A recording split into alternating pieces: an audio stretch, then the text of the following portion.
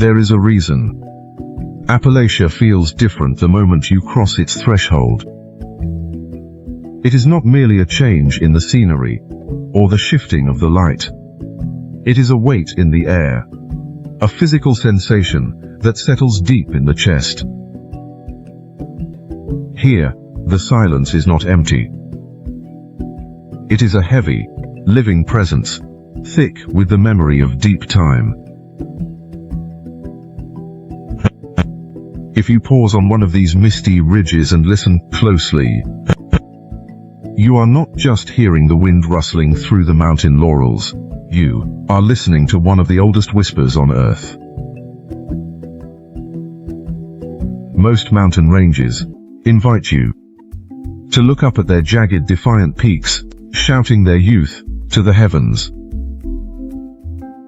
But these mountains do not boast. They are broad, rounded, and quiet. They have nothing left to prove to the passing of the hours.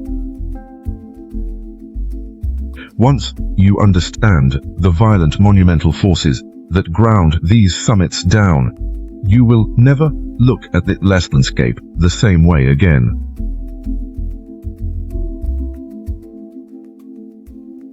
Before we trace our path through the hidden pockets of this ancient wilderness, from the emerald shadow of the Great Smoky Mountains to the rocky, ocean-battered granite of Acadia, we must open a mystery that most travelers walk right over.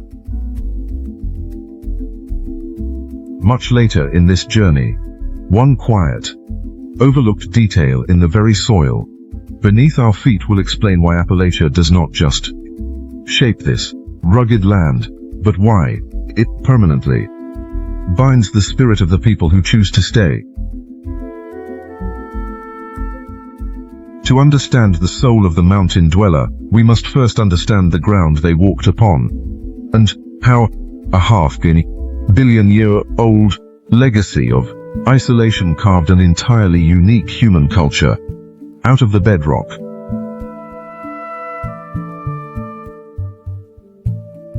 To comprehend the true age of these mountains is to step off the cliff of human history and into the deep abyss of geological time.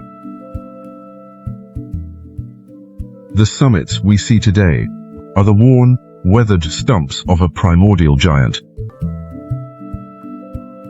Nearly 500 million years ago, long before the first primitive trees struggled out of the oceans, the Earth's tectonic plates locked in a slow, crushing embrace. Pangaea was forming. As the ancient continental cratons collided, the crust buckled and rose, thrusting a colossus into the sky. The central Pangaean Mountains. This was an unbroken, majestic chain of peaks that once dominated the supercontinent. When Pangaea eventually tore itself apart, the Atlantic Ocean filled the rift, scattering the fragments of this single mountain range across the globe. Today, we look at our maps and see the Scottish Highlands, the anti-Atlas Mountains of Morocco, and the green ridges of the American East as separate, distant worlds. But they are not. They are the scattered, broken bones of the very same geological titan, sharing the exact same ancient rock strata, severed only by the slow drift of oceans.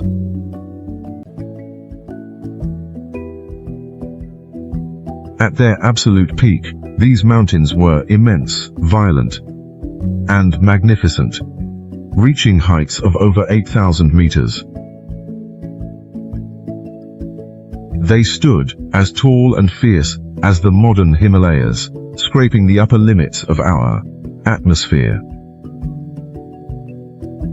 But while the Himalayas are young, a mere 50 million years old, still actively growing and shifting, Appalachia is an elder witness.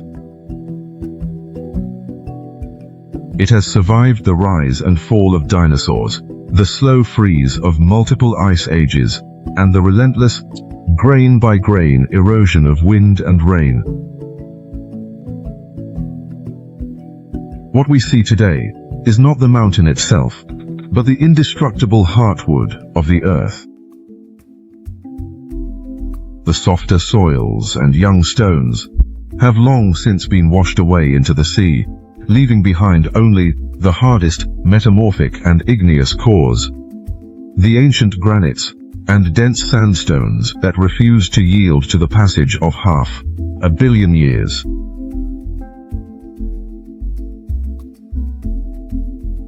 This immense stability over hundreds of millions of years created a rare ecological sanctuary.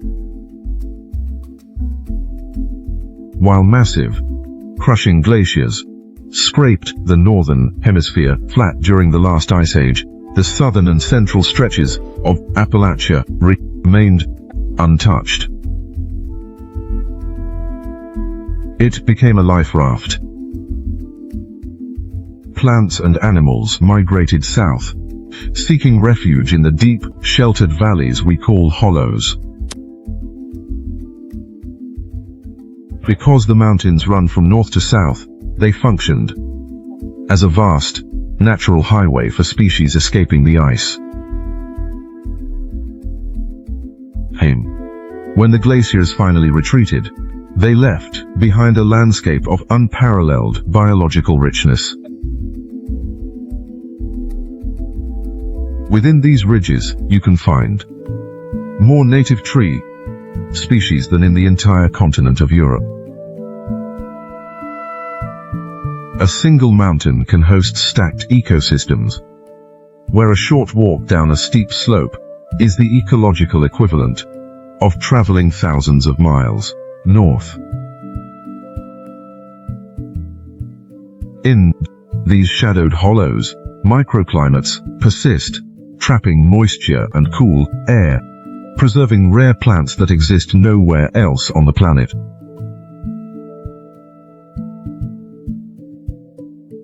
But this biological wealth came with a heavy physical price for the humans, who later sought to make this land their home. The very geography that protected life made human movement agonizingly slow.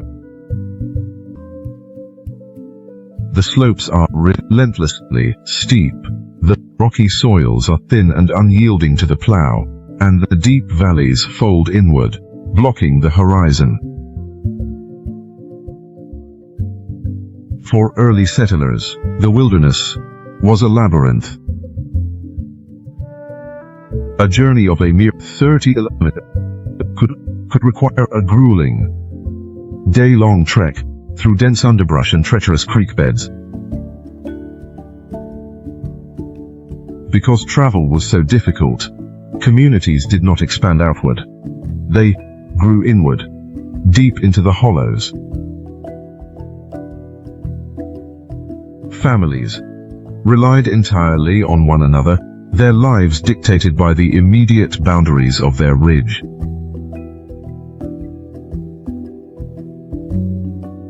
This profound isolation acted as a cultural time capsule. While the rest of the young American nation modernized, changed its speech, and abandoned old customs, the people of the hollows held fast to what they carried. Deep within these mountains, language itself slowed down, evolving at the same deliberate pace as the eroding hills. Even today, the cadence of Appalachian speech preserves grammar, vocabulary, and sentence structures that disappeared from the streets of London and Edinburgh centuries ago. It is a living echo of 17th century Scottish Gaelic, early Irish, and Elizabethan English, preserved not in books, but in the memories and voices of a people who refused to let the outside world alter their heritage. It is a reminder that in Appalachia, nothing is truly lost. It is simply tucked away where the modern world cannot find it.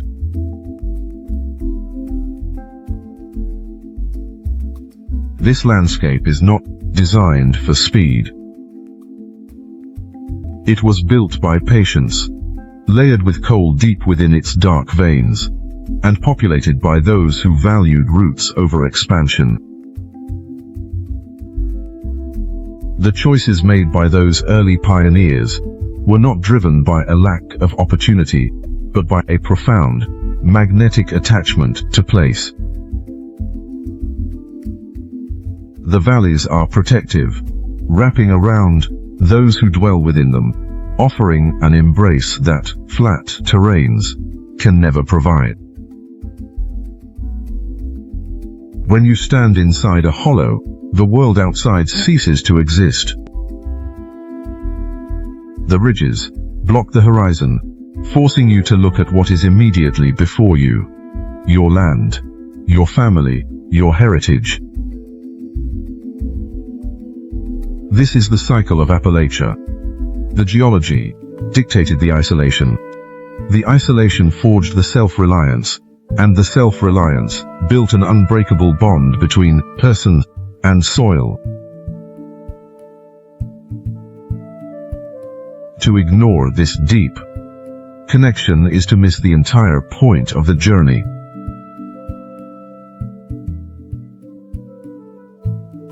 If you are ready for this epic story, drop a comment telling me where in the world you are watching from. Hit the like button, subscribe to Earth Discovery, and turn on notifications so you never miss more of our upcoming videos. Your presence here keeps these stories alive, ensuring that the quiet resilience of this land is remembered.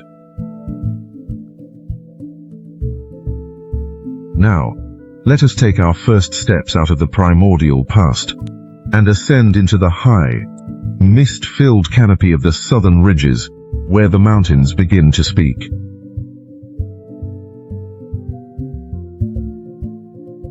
We begin our ascent where the veil is thickest, entering the quiet, green cathedral of the Great Smoky Mountains.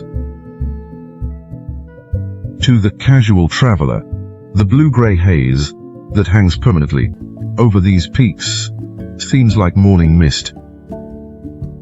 But the mountains are alive, and this haze is actually their breath.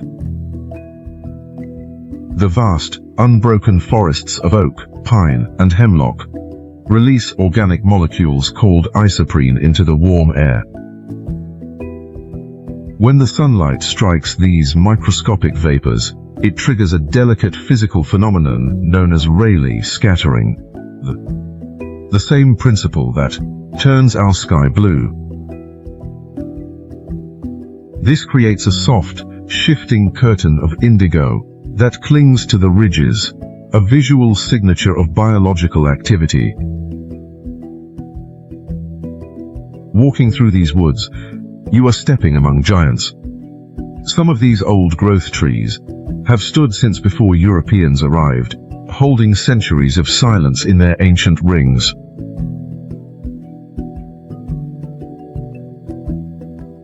But if you look closely beneath the towering canopies, you will find that this wilderness does not only belong to nature.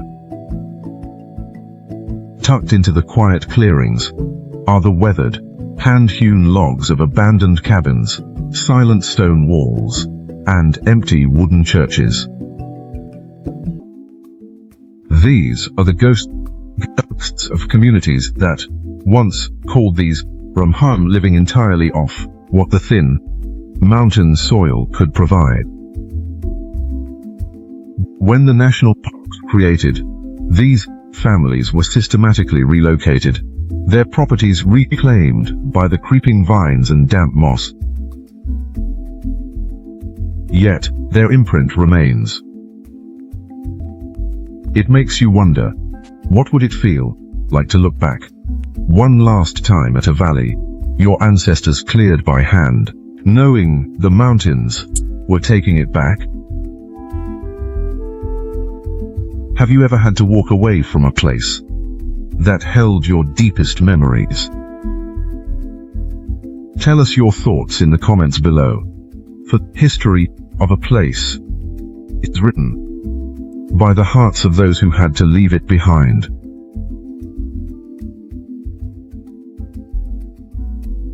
As we press onward and upward, the landscape begins to trace a different kind of movement. Stretching nearly 755 kilometers along the crest of the range is the Blue Ridge Parkway. This legendary ribbon of asphalt was built to follow the curves of the earth. Instead of blasting straight lines through the valleys, engineers carefully followed the natural contour lines of the mountains, avoiding steep grades and high speeds. To drive this road is to witness a vertical theater of ecology. Within a single hour of steady climbing, the warm deciduous forests of hickory and oak give way to cool, fresh stands of red spruce and Fraser fir. It is a journey that compresses hundreds of miles of latitudinal travel into a few vertical miles, exposing the complex, layered climate zones that make Appalachia an ecological masterpiece.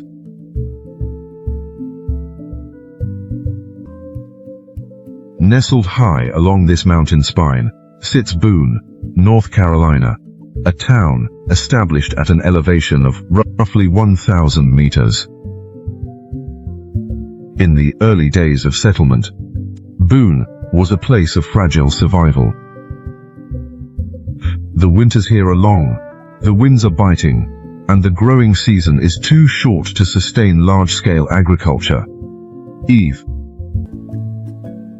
For generations, the people faced a choice: adapt or abandon the high country. Their turning point came not from extracting coal or cutting down the remaining timber, but from investing in their own minds. By founding Appalachian State University, the community shifted its local economy from resource exhaustion to the preservation of regional culture, music, and heritage. Boone became a modern crossroads where the traditions of the high country could be studied, celebrated, and passed down to a new generation, proving that a community's greatest resource is not what lies beneath the soil, but the stories carried by its people.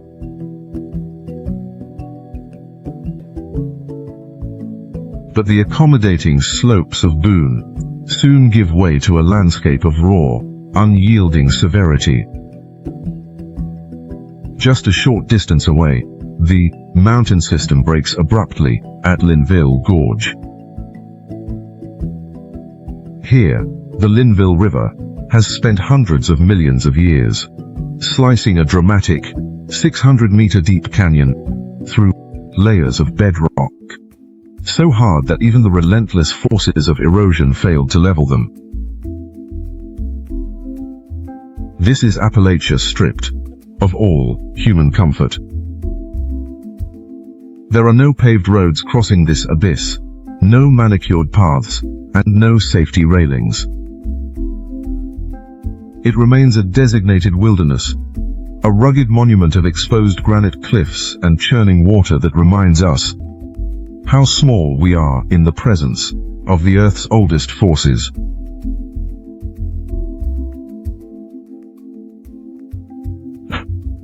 Rising majestically to the north of this gorge is Mount Mitchell, the highest peak east of the Mississippi River, towering at 2,037 meters.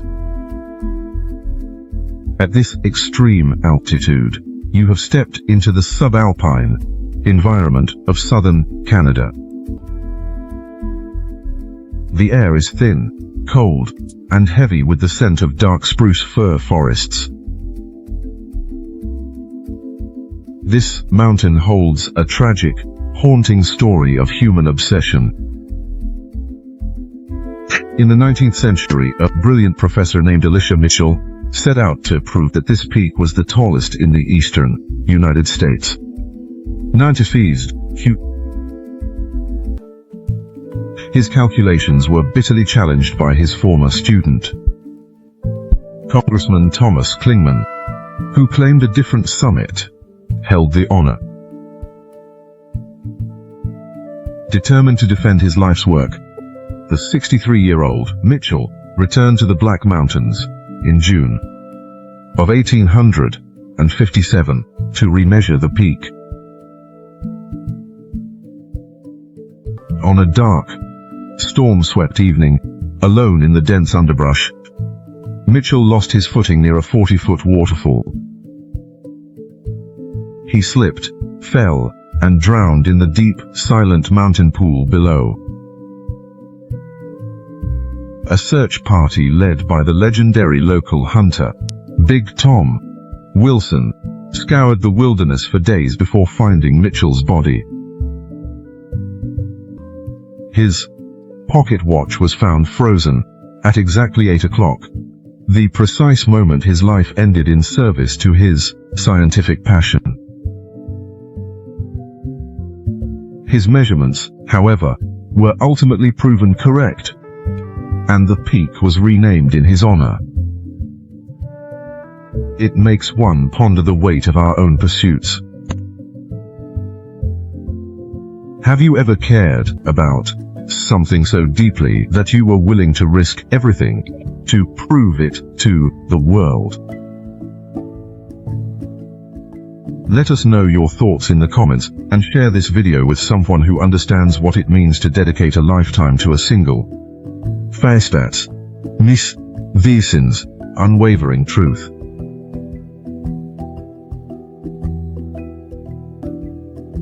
Leaving the high summits of the south, our journey carries us north into the central region of the mountains, a place where the earth is no longer merely crossed, but sliced open. Here, the story of Appalachia is told not by heights or peaks, but by the relentless grinding carve of water. The new River Gorge stands as a monumental testament to this eternal struggle. Despite its deceptive name, the New River is one of the oldest rivers in North America, and possibly on the entire planet. Long before these mountains began their slow upward thrust, this ancient waterway was already tracing its path toward the sea.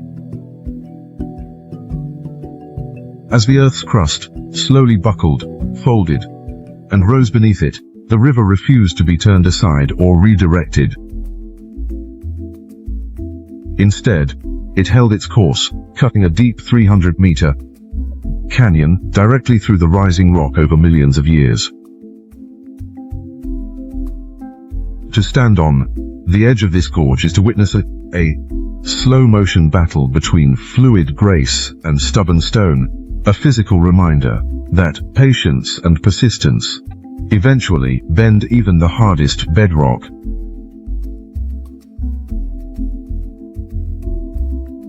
We press deeper into West Virginia, entering the wet, high-altitude plateau of the Monongahela National Forest. This vast, fog-cloaked wilderness covers more than 370,000 hectares, defined not by dramatic peaks, but by a labyrinth of water. High plateaus trap atmospheric moisture, feeding an incredibly dense network of rivers, streams, and wetlands that eventually empty into the Ohio and Mississippi systems. Deep within this damp, mossy plateau lies Blackwater Falls, dropping 19 meters into a narrow, shadowed canyon. The water here is unlike any other.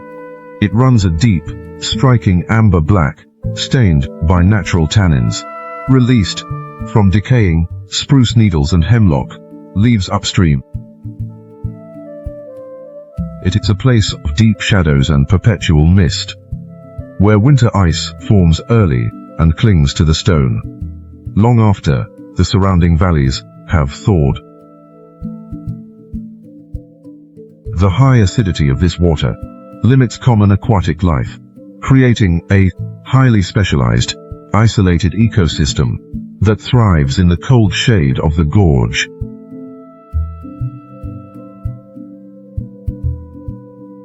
Just a short distance away, the plateau rises to dolly sods, a windswept expanse sitting up to 1,400 meters above sea level. Here, you are suddenly transported to the subarctic barrens of northern Canada. The soil is thin and rocky, the winds are relentless, and the winters are brutally harsh, preventing normal forests from establishing. Instead, stunted, flag-shaped spruce trees point in a single section, their branches literally sheared off on the windward side. But Dolly Sods holds a darker, more modern layer of history beneath its ancient moss. During World War II, this remote, inhospitable terrain was used by the United States military for intense artillery training, preparing soldiers for the rugged, mountainous battlefields of Europe. Even today, hikers are warned to stay strictly on designated paths, as the shifting soils occasionally surrender. Unexploded artillery shells from a shoe-seam war fought nearly a century ago. Have you ever stood in a place that looked completely peaceful, only to feel the heavy, invisible hand of history resting upon it? Share your stories of such places in the comments below. Let us map the quiet monuments of our shared memory together.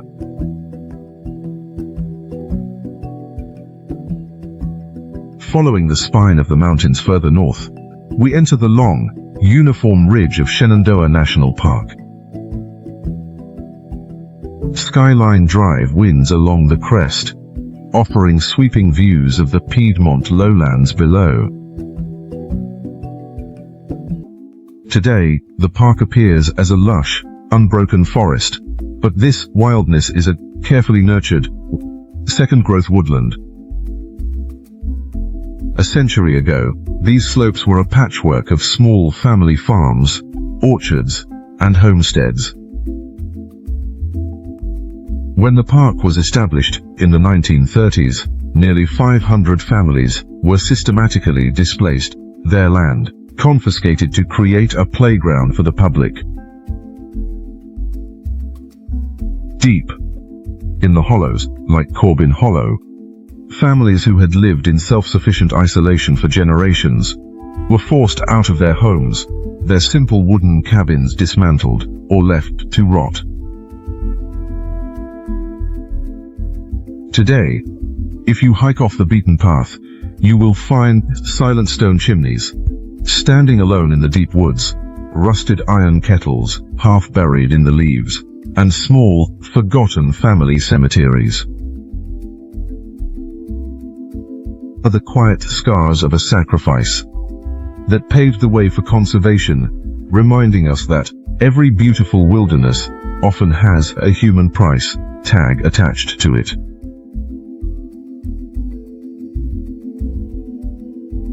West of the main chain, the landscape fractures into the Hocking Hills, where water has carved deep, cool recess caves and narrow gorges into soft sandstone. These natural stone shelters have protected humans for over 10,000 years. The air inside these gorges remains cool and damp, even in the height of summer, supporting rare ferns and hemlocks that thrived during the last ice age. It is a sanctuary of stone, showing how even the softest rock when worn slowly by water, can become a refuge.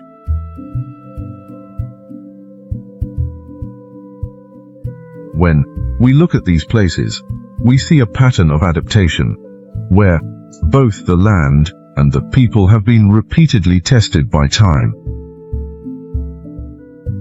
The rivers cut the stone, the winds shape the trees, and the shifting tides of human history repeatedly displace those who call these valleys home.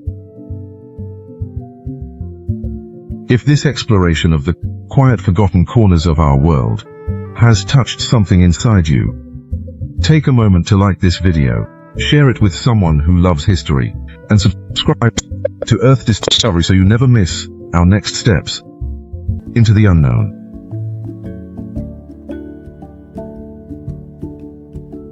As our journey moves further north, the ridges of the Appalachian chain begin to tighten once more, and the valleys narrow into steep, defensive corridors that have historically dictated the survival of those who settled within them.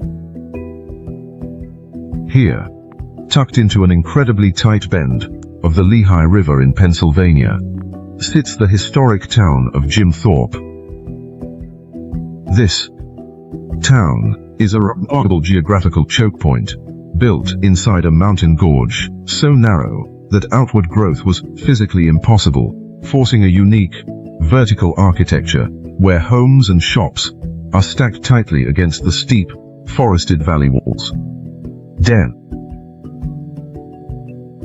Founded in 1818 as Mauch Chunk, a name derived from the native Lenape word meaning Bear Mountain, the town was originally a way mountain, booming wealthy company hub, owned by the Lehigh Coal and Navigation Company, serving as a vital terminal for shipping anthracite coal from the rugged interior down to the growing cities of the eastern seaboard.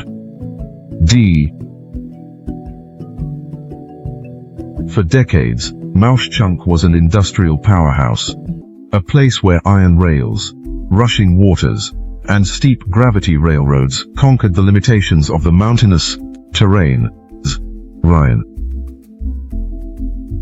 But when the coal industry eventually collapsed, the town fell into a deep economic slumber, leaving behind an exceptionally preserved Victorian core that was far too poor to demolish its historic buildings, yet too stubborn to completely fade away.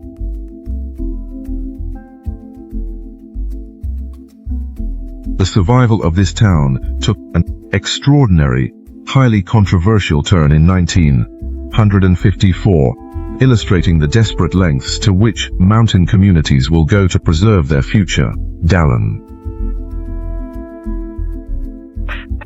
Following the sudden death of the legendary Native American Olympic athlete, Jim Thorpe, in 1953, his third wife, Patricia, grew deeply frustrated when his home state of Oklahoma failed to build a fitting monument to honor his memory. Hearing that, the struggling, economically depressed boroughs of Mauch Chunk and East Mauch Chunk were actively searching for ways to attract tourism and business. She struck a historic bargain with the town's civic leaders. In exchange for the athletes' remains, the two Cross River boroughs agreed to merge, rename their newly unified municipality Jim Thorpe, and erect a majestic stone monument in his honor, despite the fact that the great athlete had never once set foot in the town during his entire lifetime.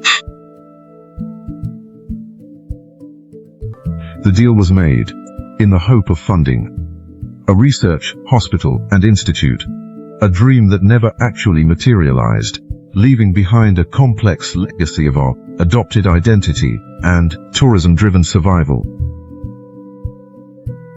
It makes us look inward and wonder, is it a beautiful act of honor for a town to adopt the name of a forgotten hero to save itself? Or is it a tragic symptom of how hard these mountains make it to survive? What are your honest thoughts on this unusual piece of history? Please share your views in the comments below. And share this story with someone who, the hidden complex tales of the American past.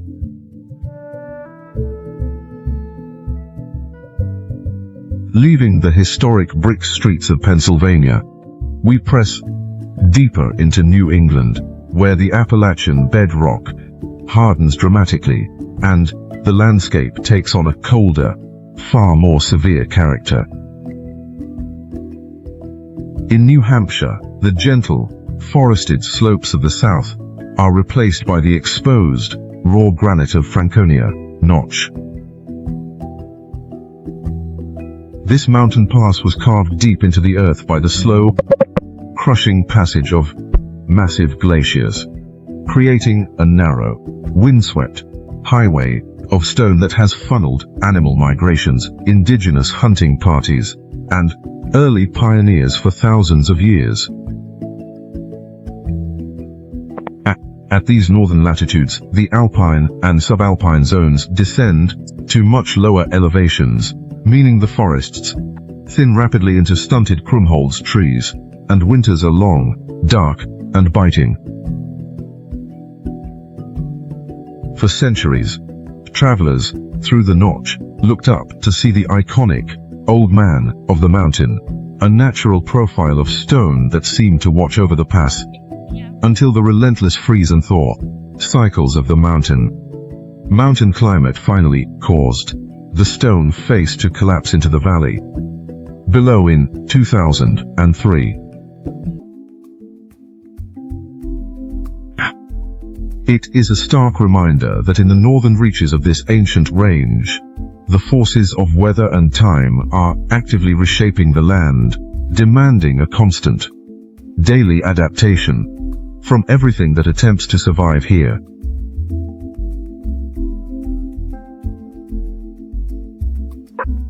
Our long, historic journey finally reaches its breathtaking conclusion, where the mountains meet the sea at Acadia National Park in Maine.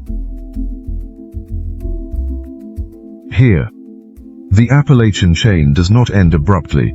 Rather, it gracefully dissolves into the cold waters of the Atlantic Ocean, its ancient granite peaks continuing beneath the waves as rugged islands, headlands, and windswept peninsulas.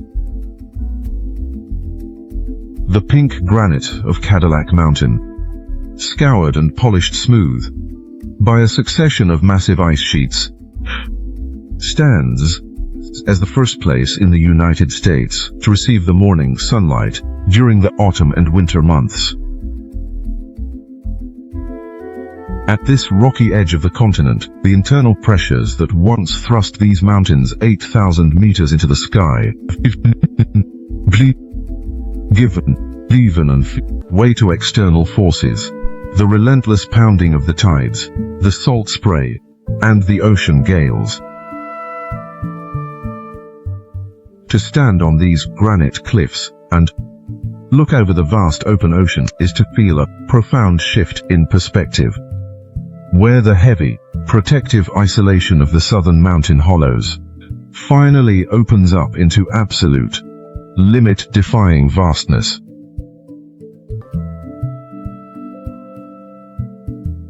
And this brings us back to the quiet, vital secret we promised to reveal at the very beginning of our journey. The truth buried deep within the Appalachian soil. Throughout this mountain system, the soil is notoriously thin, rocky, and acidic. For early settlers, this was a constant source of heartbreak and exhausting labor. Large-scale, profitable agriculture completely impossible. In the flat plains of the west and the fertile lowlands of the south, rich, deep soils allowed for the rise of massive plantation economies, industrialized farming, and the rapid influx of outside corporate interests, which frequently bought up the land and displaced local families.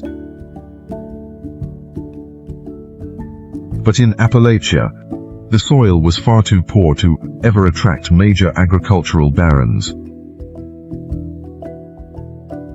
This poverty of the earth was, paradoxically, the greatest shield the mountain people ever had. Because the rocky slopes could not support plantations, the land remained undesirable to outside wealth for generations, allowing families to stay deeply rooted in their private, isolated hollows, relying entirely on cooperative, community-scale survival. The thin soil did not defeat the people, it protected them, preserving their unique language, their cherished music, and their fiercely independent spirit from being swallowed by the modern world.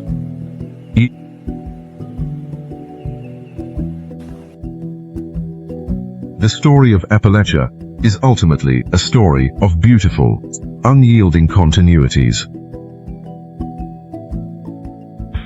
It is a place where the earth sets strict limits, and where humanity, instead of breaking those limits, learned the quiet art of adapting to them. From the ancient, smoking mists of the southern ridges to the granite headlands of the northern sea, these mountains remind us that true strength is not found in sudden, violent peaks, but in the slow, patient endurance that outlasts the centuries. To walk away from this journey without carrying these lessons forward is to let the endless noise of our modern lives drown out the quiet, resilient wisdom of the past.